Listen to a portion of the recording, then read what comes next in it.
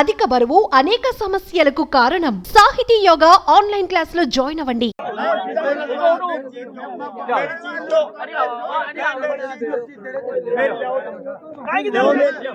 ఓ కొడుకు చనిపోయిన తన తల్లి చితిపై పడుకొని తనకు కూడా అంత్యక్రియలు చేయాలని పట్టుబట్టాడు. అయితే అది తన తల్లిపై ప్రేమ కాదు, అతను అంత మంచి కొడుకు కూడా కాదు.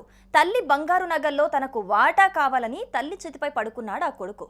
నగలివ్వకపోతే చితిపై తన తల్లి మృతదేహంతో పాటు తనను కూడా కాల్ చేయాలంటూ పట్టుబట్టాడు.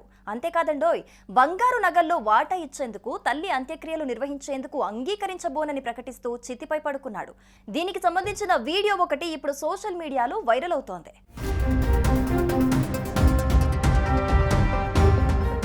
తల్లి నగలలో వాటా కావాలని అంత్యక్రియలు ఆపాడు చిన్న కొడుకు. లేకపోతే తల్లితో పాటు తనను చితిలో కాల్చివేయండి అంటూ చితిపై పడుకొని బీభత్సం సృష్టించాడు చిన్న కొడుకు. జైపూర్ విరాట్ నగర్ ప్రాంతానికి చెందిన 80 ఏళ్ల మహిళ అనారోగ్యంతో మృతి చెందింది. ఇప్పటి వరకు ఆమె బాధ్యతలు చూసుకున్నాడు పెద్ద కొడుకు. అయితే ఆమె శరీరంపై ఉన్న వెండి గాజులు, ఇతర బంగారు ఆభరణాలు పెద్ద కొడుక్కి అప్పగించారు కుటుంబ సభ్యులు. తల్లి ఆభరణాలలో తనకు వాటా ఇవ్వాలంటూ పట్టుబట్టాడు చిన్న కుమారుడు.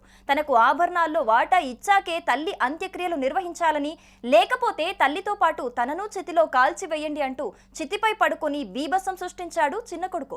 చివరకు ఆభరణాలు అతడికి ఇవ్వటంతో తల్లికి అంత్యక్రియలు నిర్వహించాడు పెద్ద కొడుకు. మరి ఇలాంటి కొడుకులపై మీరేమనుకుంటున్నారో కమెంట్స్ రూపంలో మాకు తెలియజేయండి.